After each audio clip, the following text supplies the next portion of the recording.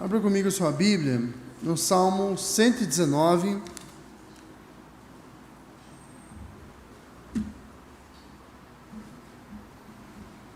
Salmo 119, nós vamos ler do verso 65 até o 72. Salmo 119, de 65 a 72.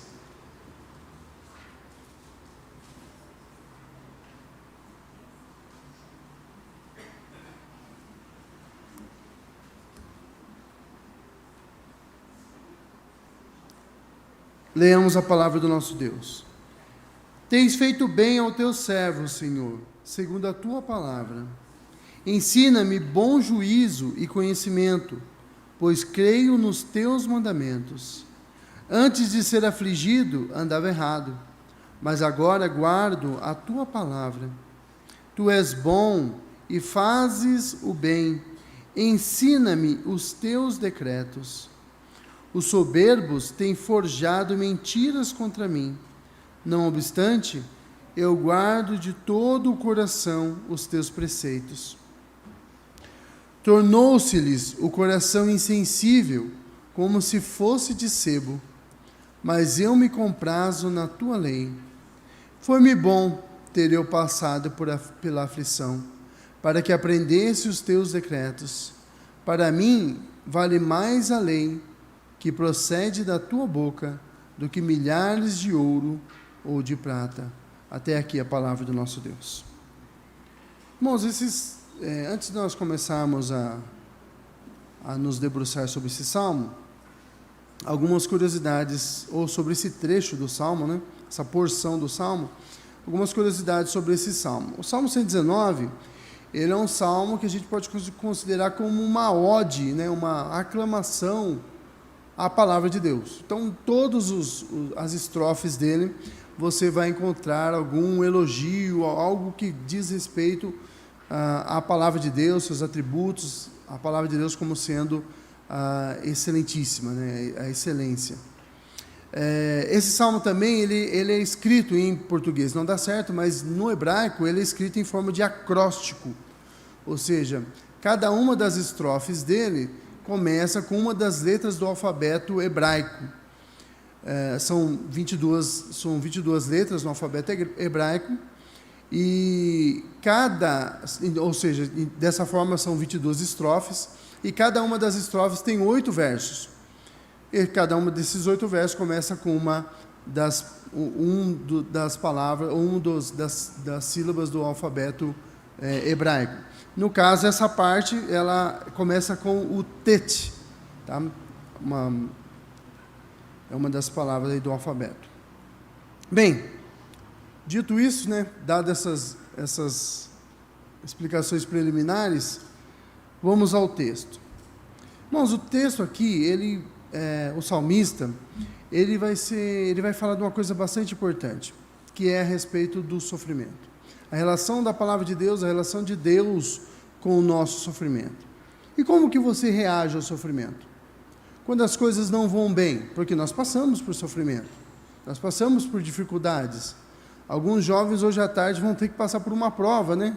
Alguns vão fazer o Enem, meu filho, o mais novo, vai fazer o Enem hoje. É uma prova. Nós passamos por dificuldades na faculdade, nós passamos por dificuldades na escola, no trabalho, todos os dias nós passamos por alguma coisa que nos aborrece. Algumas dificuldades são maiores, outras são menores, mas todos nós, em maior ou menor grau, passamos por dificuldades. A vida é assim. Nós vivemos em um mundo de aflições. O próprio Jesus disse: no mundo tereis aflições. No mundo tereis aflições. Uns passam mais, outros passam menos, mas de maior ou menor grau, mas todos nós temos algum tipo de aborrecimento, algum tipo de aflição. Algumas passam por nós no dia a dia e elas são tranquilas, nós estamos tão habituados com elas, tão tranquilos em enfrentá-las, que a gente nem percebe que são pequenas aflições, mas são aborrecimentos que nós passamos no dia a dia. Outros enfrentam grandes aflições, e dependendo do local do mundo que você está, inclusive sendo cristão, é um motivo para você passar por grande aflição. No Brasil ainda nem tanto, mas as coisas estão ficando cada vez mais difíceis. Mas enfim, nós passamos por aflições. Como que a gente reage às aflições? Cada um de nós reage de forma diferente. E dependendo da aflição, nós agimos de forma diferente. Se for aquelas leves que nós estamos no dia a dia habituados a enfrentar, a gente não leva tanto, não faz tanto caso delas e a gente acaba não dando tanta importância. Mas quando são grandes as aflições, você tem alguém enfermo ou você está enfermo, ou quando você está em dificuldade no serviço, um chefe tentando te prejudicar, ou algum colega tentando passar a perna em você, ou então está tendo um corte na empresa e você não sabe quando vai chegar a sua vez, se é que vai chegar a sua vez, ou quando a empresa está indo mal e você sabe que é questão de dias para que você seja mandado embora. Nós passamos por aflições.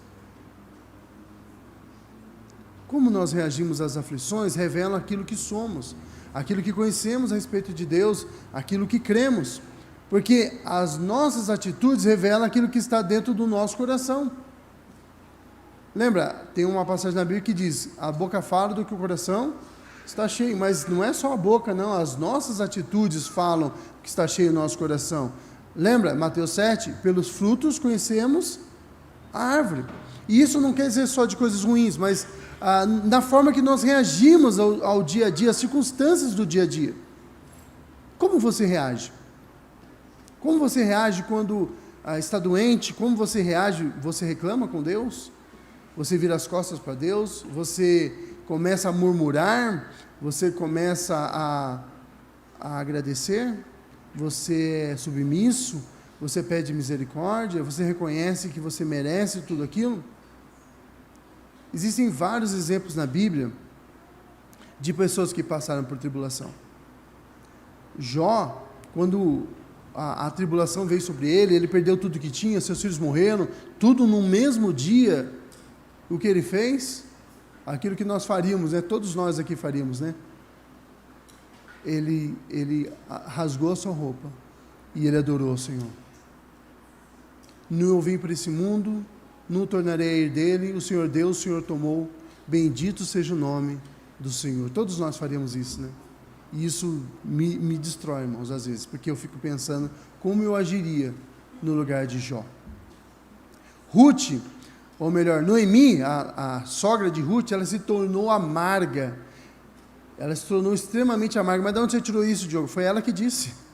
Ela pediu para que não chamassem ela mais de Noemi, mas de Mara, porque ela tinha se tornado amarga. Marta, porque ela tinha se tornado amarga.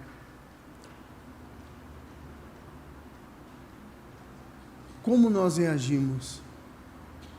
Alguns se fecham. Caim, no momento que ele passou pela sua adversidade, por ter feito mal, o que ele fez? Ele se irou contra Deus e matou seu irmão. Como nós reagimos? Como foi que Jesus reagiu?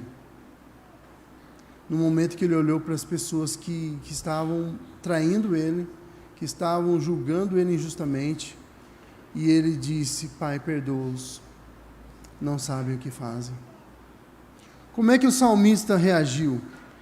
Ele, percebendo a aflição que ele enfrentava, e todos nós temos a nossa aflição, todos nós temos as nossas dificuldades, ele começa dizendo, olha, tens feito mal ao teu servo. Foi isso que ele começou? É assim que ele começou? Tens feito bem ao teu servo, Senhor, segundo a tua palavra. E aí ele fala, como que Deus fez bem para ele? Deus o afligiu.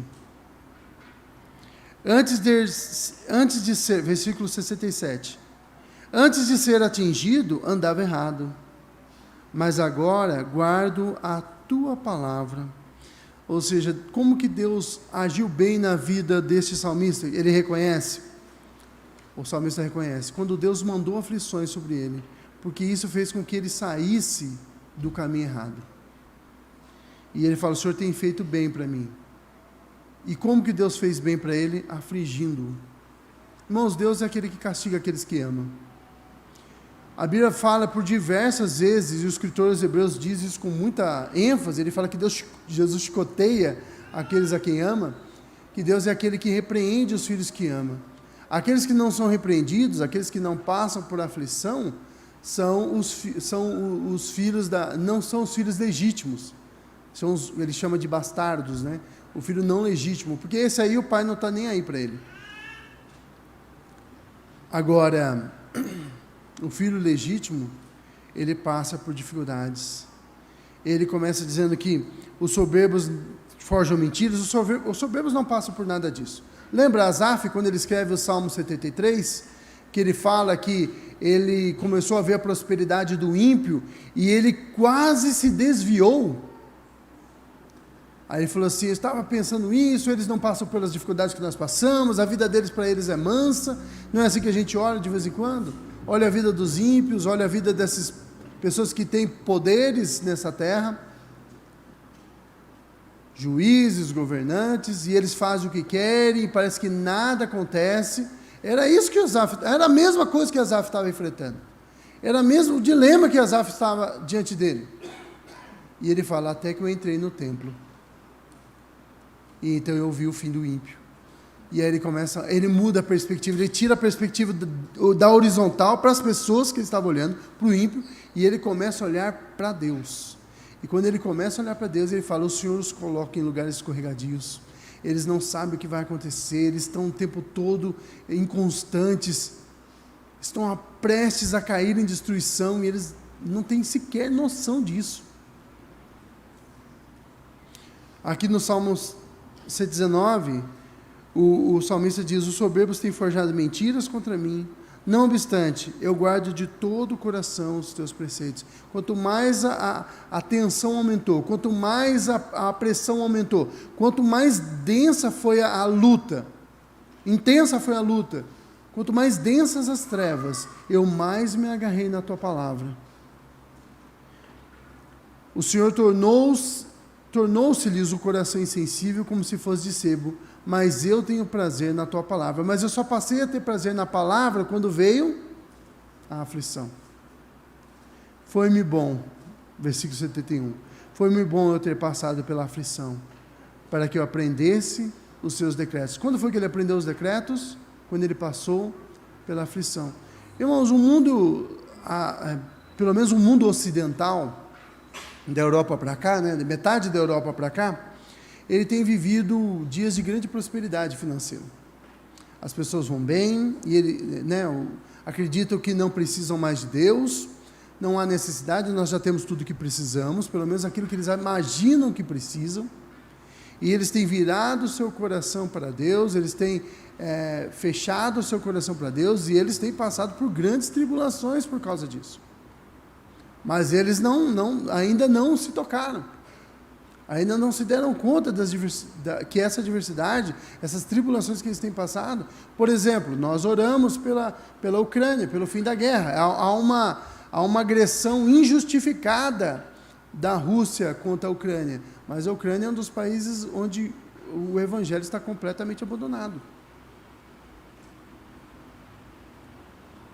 E nós rechaçamos todos os atos russos contra a Ucrânia, de violência contra a Ucrânia. Mas Deus sabe o porquê das coisas. E devemos continuar assim, rejeitando e rechaçando esses atos. Mas há um propósito para todas as coisas. Mas por que eles se viraram as costas para Deus? Porque eles imaginam que não precisam mais de Deus. Às vezes, quando as coisas estão indo bem na nossa vida, quando está tudo indo bem, a gente imagina que nós não precisamos de Deus. Mas quando vem a tribulação, quando vem a adversidade, e o Espírito Santo de Deus trabalha em nosso coração, toda a nossa atenção se volta para o Senhor.